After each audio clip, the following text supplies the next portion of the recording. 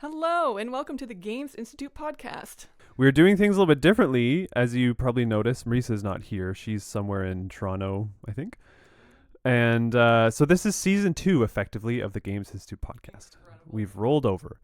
So Sid is here as a co-host. Hi, I'm Sid Heeg. I am a first-year PhD student in the Faculty of Environment, working towards a degree in sustainability management. All right. And I'm Toben Raciot. It's great to be back with you. So we're still going to talk around the pandemic because, you can't really avoid it at this point of the year. But I want to talk about essentially the difference of where you were when we talked to you last time and where you're at now.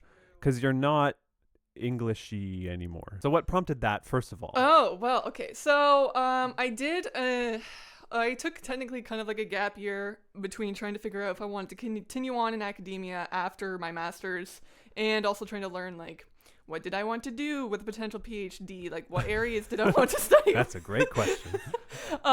So then 2020 happened, and technically I did 2019, I threw my hat into a few degrees, a few programs not associated with Waterloo. Okay. And I struck out on all three. Oh, no. I don't think I took it seriously enough, and because Okay. I was so busy, I don't think I put enough time into That's fair, yeah. actually studying the programs, trying to line up potential professors who could be a supervisor, and that's the kicker. You Okay, have to yeah. have professors willing to vouch for you. So struck out. 2020 happened, which was, a kind of nice reset, but also not at the same time. And at that time, I was still doing various research projects with professors I had already met at the tail end of my master's. So that was nice just to keep all of my gaps filled in. And one of my professors, Einar Kadir, who is an adjunct professor associated with Waterloo, but she has since moved on to University of British Columbia. Right, yes. She's been a rock star and my greatest supporter, and she literally sent me a link to the program that I'm in now, and she said, I suggest you check this out, because we constantly talk about my research interests. And I checked it out, started talking to some professors in the program, and then because of my unique circumstances of being an English student and not necessarily an environment student, we just wanted to make sure that I could succeed well in this program. So that led me to having a co-supervision with Jennifer Murray and Gordy Diaz, and they're both in the Faculty of Environment, and so far I've been having actually quite a good time. I think what I was coming to the conclusion of when I started looking into PhD programs was that English took me as far as it could go. Yeah. And I'm really interested in interdisciplinary research and more collaborative research efforts, and I often find that English in particular can be very isolatory, Yeah. and that's not what I wanted. I talked to one other person about my research. Yeah. And even then it's just like, yeah, so this is pretty cool. Yeah. We don't dig deep into it or anything. So that's kind of what I wanted to get outside of. I have really good research skills and writing skills, but I wanted to apply them in a different field. And because farming has been such a huge part of my life and still is to a very strong degree, I wanted to do something more based in farming.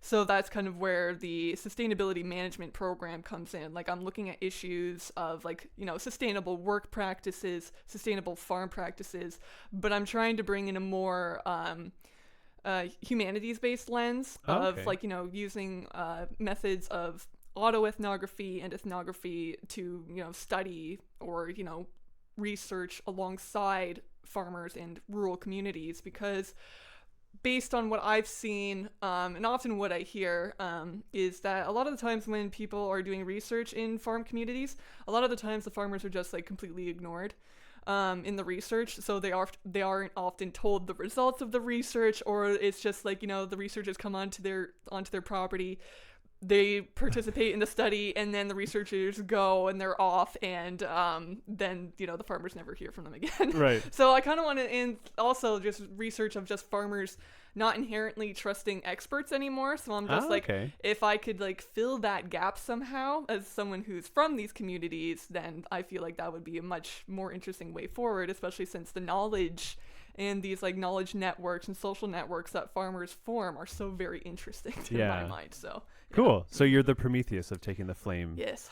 from Mount Olympus back down to, Yes. to the common people. That's awesome. I love that. So where does the intersection between farming or environment and like games come back? I mean, we kind of talked about that in your episode of the podcast, but has it changed? Are you looking at different things or different games from a different lens now than when you were in English? I sort to a degree, I think I am. I think I'm like when I'm looking at various like farm-based games, it's very interesting because there's so many different topics I could talk upon, and I was remembering the previous podcast that I was on and thinking about how I could have expanded on my answer.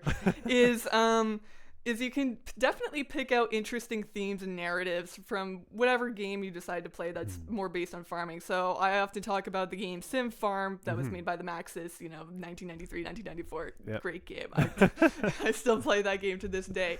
What's interesting is that you could really do a deep dive into that game and how it like promotes monoculturalism, because oftentimes when you find one crop that's very successful in that game and makes you a lot of money, you are going to be planting everything of that crop, which I think is you could use that game as like a case study or a lens of how does this actually reflect reality, and it's dead on. It is completely dead on. But there's also something that you could say for say social networks, which is something that I'm currently looking into right now, especially when you look into say games like Stardew Valley, where the social networks in that game are very important to you. Like, you are encouraged and rewarded to building a social network with others in the town. Like, it's not very much like an isolatory thing, and you need to have these networks and connections to be able to improve your farm to the rate that it does, which I think is really, really cool because That's interesting because I mean, so I've played Harvest Moon. I don't remember what it's called now. It's shifted because of trademarks and stuff like that. But I think, Stardew Valley would be that kind of farming life sim probably that most people recognize. Yeah. But the relationships in that game, from my experience, it's typically like the dating sim portion of it, right? Because that's what it was in Harvest Moon. Are there benefits in the socialness of it that's not just like relationship building? Like, can you unlock the same way that the more you take care of your animals, you unlock like a skill tree? Is there those kind of perks when you do that? There is a skill tree within Stardew, and it like so for the various activities that you have access to. So say for you can choose like one branch. Do you want to focus more on, say, the farming aspect, which is, planting, harvesting, and you get these bonuses, or do you want to focus more on animal husbandry? And that's like gives you these types of perks, which I find to be very, very interesting, and being like, I want to focus my farm more on this rather than this, and here are the perks and reasons why. And for I would say the dating sim type of part, it's not just about building those relationships and potentially working your way up to like getting a husband or a wife. You also do get gifts, and you do get like resources. You get advice of like when to do things. So like, say if you don't want, you just want a pure experience of the game without looking into the Wikipedia for stuff. I wonder if anybody's ever done that. Probably not, but it can be done because every time you talk to the people of the town, they will give you knowledge of various aspects of what happens in the world that could then, in turn influence your actions in the game, which I find really cool. And not only that, but they'll like send you recipes in the mail, which is super cool. So there are incentives to building that social network that go beyond just the dating sim. Interesting. I didn't know that. I didn't know that at all. Okay.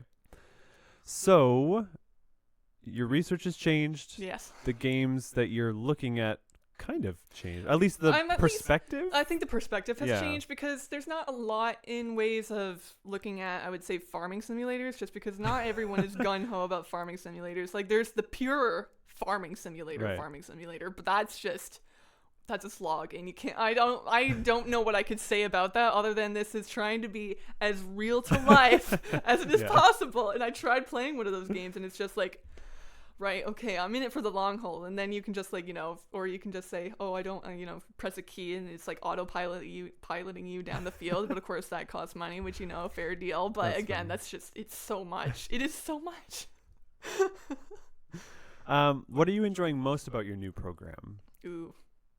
I think it's just so much less stressful, and I'm also just really enjoying the content a lot more because I felt like a lot of the times in my masters, because I did like a pure course-based stream, so I didn't do like, a major research project or a thesis, so that means I took like 8 courses. A lot of the courses I took, I guess, yeah, it was that much, huh? there's a lot of courses.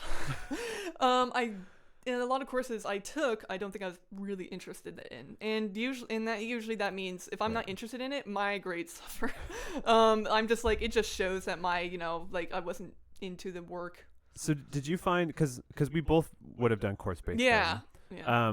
Did you find that it was tricky to match your interests with Sometimes. the course offerings? Yeah. Because I felt like I could get there like 70% of the time. Yeah. Sometimes the professor didn't want me to. Sometimes the content wouldn't allow me to. Yeah, no, that's But, kind of how it was for me yeah. too. It's just being like I couldn't tailor it to my needs. And the few times that I could tailor it, because like, okay, there was this one course. It was all about pulp fiction magazines, which nice. was great. Yeah. I didn't want to write a 20-page research paper, so I decided to do a creative option with it, which meant it was splitting up like 5 pages of research versus 15 pages or whatever of the creative the equivalent component. of that. Okay. And I convinced the professor of that course to let me write technically fan fiction based off of one of the stories from the pulp fiction magazines, because how I was studying that research paper was that I was trying to approach, because I was looking at fan communities and how fan communities interact with pulp fiction magazines, Okay. and me as a modern fan, how would I interact with this type of stuff today? Well, I would Right. probably write fan fiction or Yep. make fan art, and that's Yep. what I did, because I just did not want to write a research paper. And again, I did well in that course because I got to do what I wanted rather than trying to write something that I just didn't care about. Yeah, or that you wouldn't use afterwards. Yeah. Did you use the fan fiction afterwards? Well, I didn't really post it anywhere, not like online or anything. I technically could, but it's like for a story that was written in the 40s or the 30s or something. It's a good time. So. But yeah, going back to like what I like about being in this program now is that I only have to take 4 courses. Wonderful. Which is wonderful. And I think I had to take 6 in my PhD. Yeah. Which was, again, too many. Too many. I only have to take a minimum 4. 2 of them are required, and then 2 of them are electives. Nice. And the 2 required, it's interesting because technically the 2 required are like split into just for the PhD students, which I find to be very interesting. Oh, that would be nice. Just to focus on Yeah. like what are the requirements, what is the theory you're going to be getting into, like this is like long haul stuff. Yeah. So that was great. So last term it was all about the theories and the stuff that you're going to be interacting with. What does this actually say? How do you interact with this type of stuff, which is good for me because it's a completely new field that I'm getting into. So I'm like, how do I use these tools? Exactly. Yeah. And then the course that I'm in now, technically it's being split between the master's students in the same program and the PhD students. For some reason they just decided to combine it for whatever reason, I don't know. But regardless, we're still studying the same things, which is basically how do you do academic writing? So Okay. how do you write, how do you do stuff in terms of a literature review? How do you write an abstract? How do you write an introduction to a paper? How do you explore, or talk about your research methodologies, which I find to be very valuable exercises. And it's really paying off for me because again, I'm in English. I've been helping professors write papers for a few years now, so I'm doing incredibly well because I know how to write. You have a head start I have for once. Yeah. huge head start. All of my classmates are kind of worried about it, and I'm just like, oh, y'all are worried. So is that through STEM, more so? Or is it? It's kind of weird because it's kind of in a middle It's in the ground. Venn diagram. A lot of the research work done is that technically I would say more STEM focused in how it does research. Are they the freshmen that are out with the I don't know what they're called, the but things. the measuring The of the roads. The measuring of the you'll see the students usually in the river and the Yeah, creeks. exactly, Those yeah. ones. Yeah, exactly. Yeah, exactly. Okay. So it's kind of weird because Very different than what English students. yeah, but I also feel like it's also very different from say the regular STEM Yeah. environments because it's just again trying to blend those difficult topics of you're dealing with people and a lot of subjective stuff, but you're also Okay. dealing with a lot of objective studies and numbers and all that kind of stuff. So it is this weird hybrid between kind of the two I would say sectors so. of it. Okay, because I was going to ask as well, is the course that you just described, is it focused to what your program is, or is it very much just like here's how to be a grad student and kind of? I would say it's what to more expect? tailored to how to be a grad student, Okay. which We should have had that. Honestly, I feel like a lot of the English students just should have had that. I feel like those types of courses should be required for Yeah. any PhD student. Yeah, if undergrads have their intro to writing and stuff, we need like the next level. Exactly. Yeah. You need the next level of being like, here's how you 'Cause write it a is research completely paper. different. Completely different. Going from 5 pages to 20 pages, that's a big leap. Yeah, and I found out that I'm not as stressed about meeting minimum word requirements anymore. I could just talk on and Yeah. on about the stuff that I need to. So that's been great for me. Wonderful. But I would say the other course that I'm taking, one of my electives, it's about wicked problems and hard decisions. And essentially, like, a wicked problem is just something that is so overtly complex. There is no one answer or one Okay. solution to getting where you need to go. There's math in that course. Wonderful. And I just saw the math and I was like, oh no. I haven't done math since high school. So, oh man. So that was, a bit of a loop. It's not exactly what I expected, unfortunately, but I'm learning a lot of interesting tools. It's just, there's so much math. Yeah. Well, hopefully everything goes well with that. It just should. I don't know at this point. How does it feel to be back at the Games Institute? I mean, there's not a lot of us here. There's not a lot of us here. On a regular day, there's probably less than a half dozen. Yeah. Like, not counting admin not stuff, counting right? admin, yeah. So do you like the quiet? I love the quiet. It's so But nice. is it enjoyable for you to be back at the space and like have not much interaction, or did you do you miss the interaction of kind of the olden days? Of I miss the Toast interaction. Tuesdays or whatever. Yeah, I miss the interaction. I've obviously, like, the GI more or less like officially opened its doors like last term, so in the fall ish. Well, that's why I feel like a lot of when students were coming back at that point. Was I back last? I don't remember. I must have been. You were, I think, But you were coming back. Yeah, I came back basically as soon as I could. Yeah, because I was coming back at least 3. I did at least 3 days a week here. Okay. Yeah. So it would have been last term. Yeah. If only to get myself out of my house for a little while and have that kind of like sense of structure again. Not in your basement. Not writing, in my like, basement or I did anywhere that else. for the whole masters. I was in the basement. It was terrible. Yeah, no, I used to live, the old place I used to live at before I moved was literally just me in a basement apartment. That was probably like the worst place to be stuck in during quarantine. So Gollum in the Misty Mountains. it was not good for anyone involved. So the place I moved to now, a lot more space, a lot more natural light, which is good. But still having that kind of split between coming to work, Home life, doing work actual, life. because I feel like I do actually do quite a lot more work here than I usually do at home. Mm-hmm. So that's nice. But also just being able to see people again, people I haven't seen technically in 2 or 3 years in person. Crazy, huh? Yeah. So, and that's just nice to have, because I do like being able to like talk to other people and seeing how their research has changed and like seeing what they're making and stuff like that. There's you can't replace any of that with like digital stuff and whatnot. It just doesn't. Your YouTube creators and those people. Yeah. All the metaverse people. All right. So moving on. Let's see. From here, what games have kept you occupied during the pandemic? Oh. Well, is there there's been new so additions? So I think the last I remember, I mean, obviously we talked about Halo, many. but probably before all of this started, it would have probably been Red Dead that I think you were playing a lot. Oh yeah. So how many times have you got through that now? Well, I haven't picked it up, not the main story, since I last finished it back in 2020 again for the second time. Just because it requires a lot of time. And does the intro get less obnoxious the more times you play it? No, I'm always in. That's why I know I can't play that game. Oh, okay. Because I don't have 3 hours to that's walk slowly in the snow. That's fine. It's not for everyone. I will admit, like the beginning is like quite painful. Yes, it's rough. But it really sets up the atmosphere nicely, especially for a more narrative-heavy game. That's obviously that's my jam. That's great.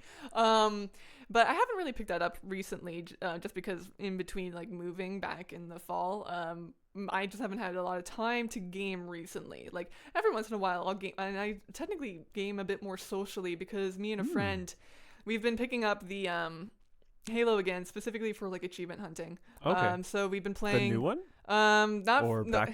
Halo Infinite doesn't have a co-op yet. It's going to be coming out soon. I didn't know it didn't have co-op. Not yet. It's going to be coming out with co-op soon. Okay. So probably in the next 6 months. month or two. Oh wow. Yeah. Okay. It was going to be coming out like I think possibly May. I think it's when it's coming out, That's I think. the projection. So that's what I'm really looking forward to. But in general, we've just been playing through all of, like, we're trying to get all the legendaries through all the games. Right now we're going through Halo 5. And then my friend, like, she's been trying to do, like, the really heavy achievements, like trying to get through, you know, Halo 2 legendary in 3 hours or less. Oh my goodness. And they're so hard. Yeah, They're that so game hard. is really hard. Yeah. So other than that, like, I play so few games, and when I do pick up games, I'm into them for, like, the long haul. Like, I've plugged in so many hours for Stardew Valley just because that is such a good comfort game, and I was getting so into the farming, and I was like, yes. Do you have multiple farms, or do you have, like, the farm to rule all farms? I have the farm to rule all Okay. farms. I've done so well in that game. It's great. But I would say, this will be interesting. I have been playing a lot of horror games recently, or at least watching a friend play horror games. Okay. And it's interesting because I picked up Outlast 2. Oh, such a disappointment. The Outlast series, it did not age well. I mean, the first one is campy and just, you know, a blast that you can run through. Like a horror B movie kind of thing? A horror B movie. It's just, you know, popcorn at that point. Outlast 2 objectively sucks. Great. And I regret I played it for my friend, but it was just such a painful experience.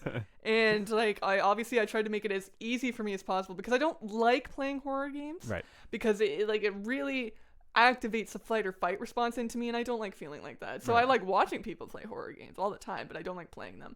So I played it, and it's just, like, made me just, like, uncomfortable, and just the themes that are explored in that game are just so overt and just so sometimes at times, like, painful to go through. Straightforward they are, or just poorly handled? Just poorly handled, I would say, like, because that game strikes heavy cult religious overtones, and then also misogyny, just the way in which it treats women, the fact that it has, like, this very bad undertone of an underage girl getting sexually assaulted by a teacher.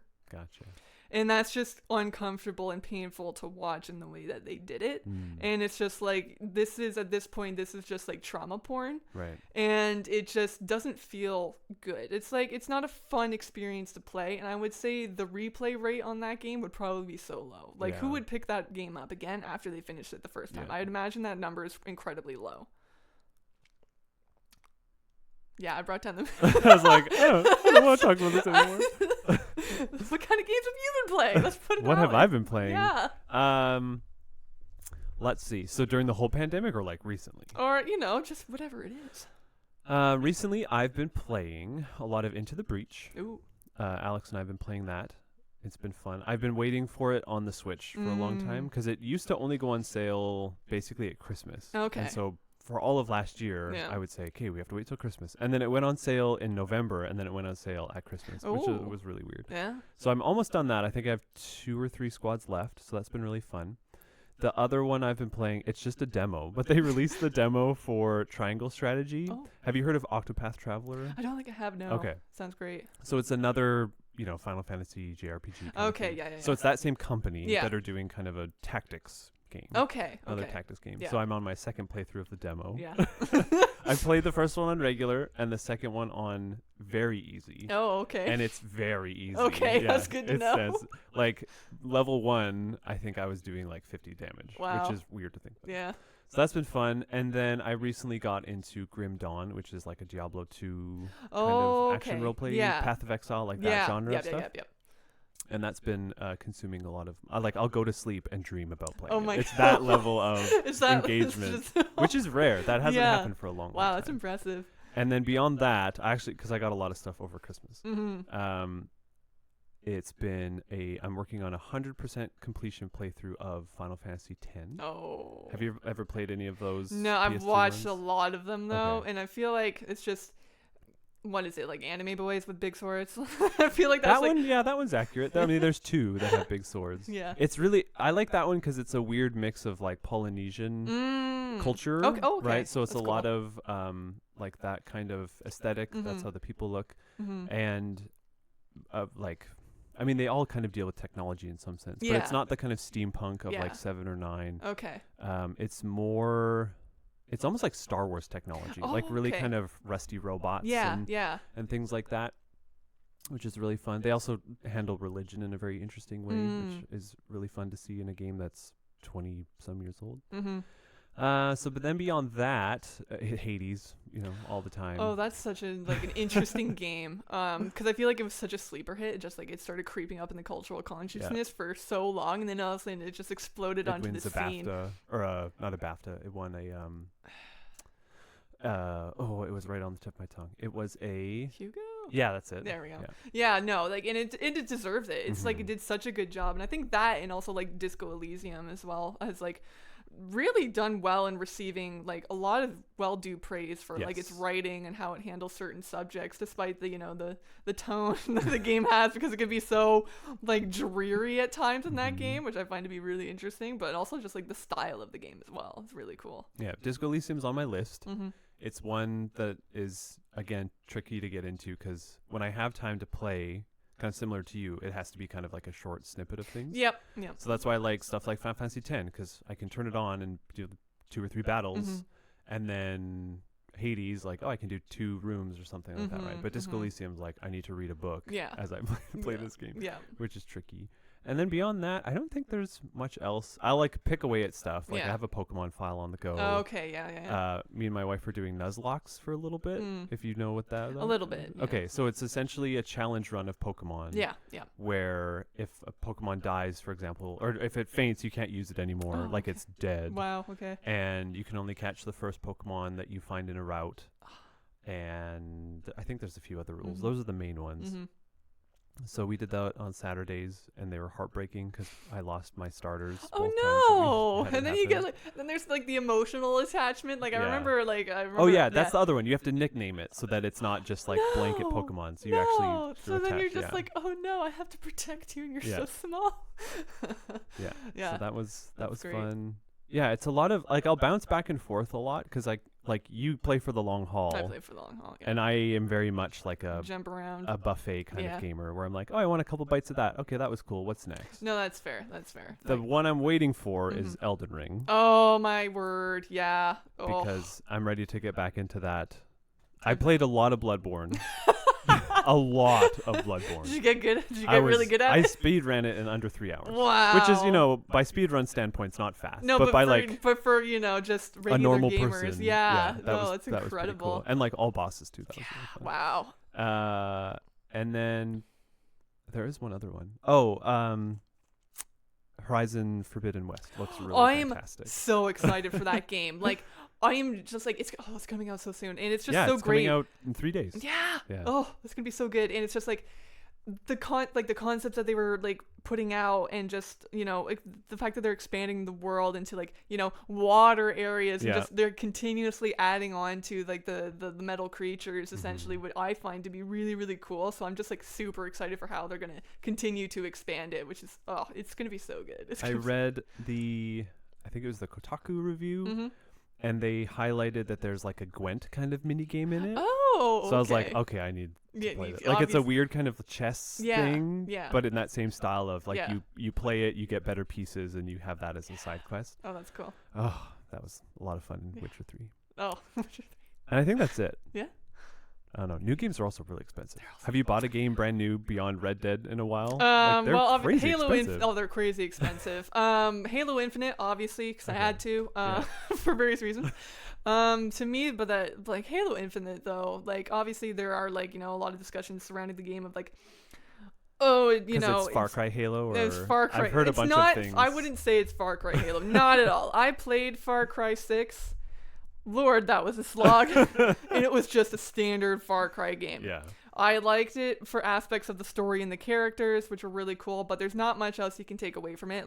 I find the idea of what happens during a cultural revolution to be very, very interesting, especially in other areas of research that I participate in, to be it's so true to life. And also the fact that it was taking place within a Latin American kind of context, which really, really interesting, and how they were blending aspects of, even though this was an imagined world, literal real world aspects, which I find to be really, really interesting. But Halo Infinite, I absolutely loved that game. Obviously, they took a year to continue polishing it because it was supposed to be launched with the Xbox Series X, but that didn't happen. Yeah. Thankfully it didn't, because I feel like it would have been crucified to hell and back. So they it was a really polished game.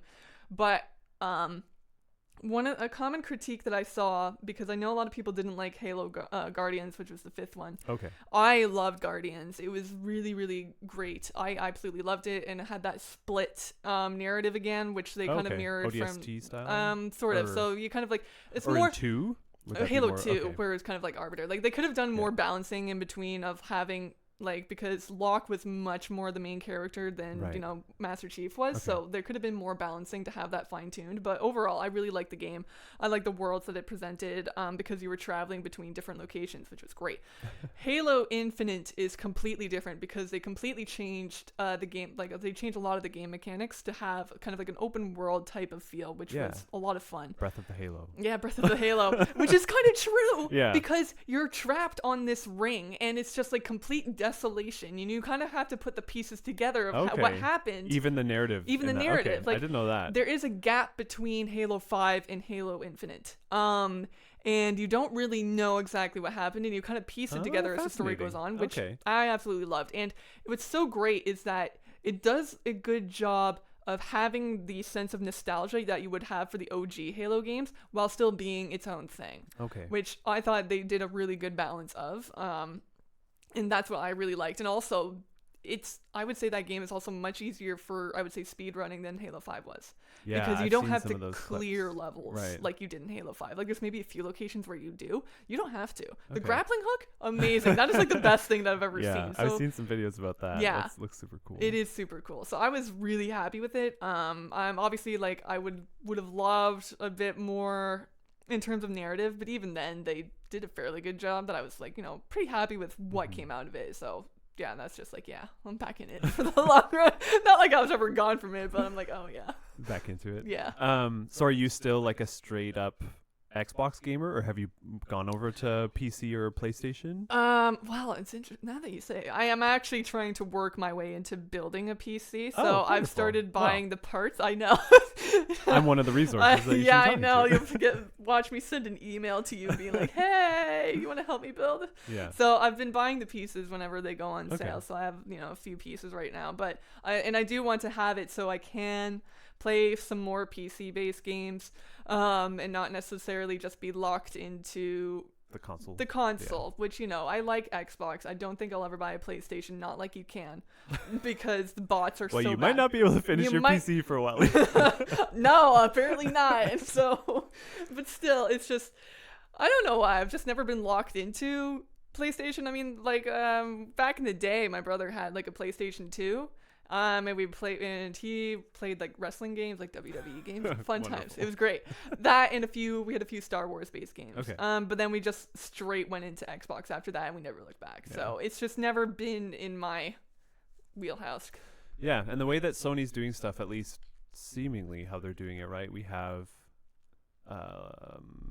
Days Gone came to PC, Horizon came to PC, and then God of War. Yeah. So like you're getting their greatest hits, at least from the PS4 era, right? So. Yeah. So it is what it is. I just don't think I need to own another console. Like, I'm not that dedicated of a gamer to say I need all of these things for the best experience, especially since like games are so expensive. So I don't often buy them, and I just watch Let's Plays on YouTube and get my fix, especially for like games I know I'm not going to be interested in. Like Outlast 2, like I have bought that on sale for Steam, and I'm like, thank goodness, because there's no way I was going to buy that for full price. It was just, so that's kind of like my take on, like, I'm very stingy with my money. Yeah, and having a PC, you can play like everything. Literally everything. Emulation and all that kind of good stuff. Yeah. All right, so we're coming up to basically 40 minutes, which is where we were aiming for. So this is going to be a really weird ending question. All right. So you can feel free to take a minute or two to think about it, because I have to as well, because I don't know what my answer would be. Awesome. So over the pandemic up to now, what video game adaptation have you enjoyed, or are you most looking forward to in the coming months? Oh, video game adaptation. Like ones that came out during the pandemic, or even before, because I'm trying to think of like an actual adaptation. Because I'll preface it a little bit more. Okay. I say that thinking that, you know, there is a Halo anime or movie Oh, it's coming. TV series. Yeah. I think they just announced BioShock Oh, today. okay. Like Netflix is doing Okay, yeah, BioShock. yeah. There's Uncharted coming out. Yeah, There Uncharted. was Yeah. Monster Hunter. There's a lot of kind of weird things. Yeah. So does any of that stuff interest you, or Does? Oh my goodness, it's such a nuanced question because you kind of have to look into it. Just being like, video game adaptations usually suck. Exactly. That's And why I wanted to sometimes ask it. They're hot garbage and they're fun to watch, but still, they're hot garbage. I am most looking forward to the Halo series, just because it is a TV series, and I know technically it's been in production hell since the mid 2000s Yeah. when they first announced it. So I'm actually kind of looking forward to, and based on the trailer that I saw, I was kind of impressed with how good it actually looks. I mean, we'll see how the narrative goes. Those are usually hot garbage with these types of things, but so far, production-wise, it looks pretty good. Like, the Spartan armor looks really solid, so I was pretty happy with that. I'm also looking forward to The Last of Us, because I feel like that one is probably strikes the best for an actual adaptation, story-wise, because you don't really need to include the game elements, like, Joel getting strung up by his ankle, I was gonna say they're picking up scrap to like improve their guns. And it's being held by HBO. They're putting a lot of money into it, and they have a lot of top billed actors, so I feel like it's probably strikes the best. And a lot of the times you can't do a movie adaptation of video games because they need a lot more time to set up the narrative in the world, which is why they strike better for, say, either an animated show or TV series, which is what I think a lot of studios are starting to realize. Yeah. I would say that's probably because of the success of Castlevania. Oh, yeah. Because I think of all of the adaptations before that, right, it was like, okay, we're going to make a Doom movie. Or we're going to make Resident Evil movies that had nothing to do with the games, but were still weird, right? But then Castlevania comes along, and actually you can get a sense of things from eight episode seasons and whatnot. So, yeah, I think that would be probably where the pivot happens between them. So. Cool. All right. Well, so this is how things will go for the next year, 2 years? I don't know. It's exciting. For the foreseeable future, it'll be me and Sid doing interviews and things like that. Some of them will be in person. They'll be in the studio with us. Some will be still online where we'll link them in and all that kind of fun stuff. But yeah, thank you for listening, and it's great to be back.